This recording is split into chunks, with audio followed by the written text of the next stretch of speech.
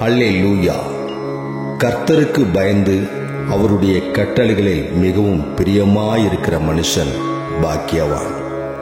அவன் சந்ததி பூமியின் பலத்திருக்கும். செம்மையானவர்களின் வம்சம் ஆசீர்வதிக்கப்படும். ஆஸ்தியும் ஐஸ்வர்யமும் அவன் வீட்டில் இருக்கும். அவனுடைய நீதி என்றென்றைக்கும் நிற்கும். செம்மையானவர்களுக்கு இருளிலே வெளிச்சம் உதிக்கும். அவன் இரக்கமும் மன உருக்கமும் நீதியும் உள்ளவன்.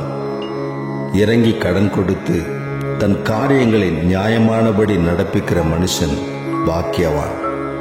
அவன் என்றென்றைக்கும் அசைக்கப்படாதிருப்பான்.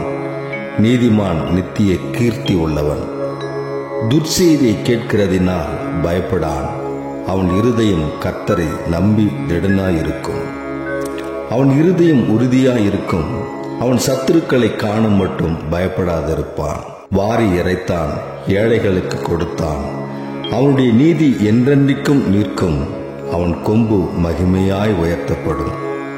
துன்மார்க்கன் அதை கண்டு மனமடிவாகி தன் பற்களை கடித்து கரைந்து போவான். துன்மார்க்கருடைய ஆசை அழியும் என்று சங்கீதம் 112 தாவீது இப்படியாய் பாடுகிறார்.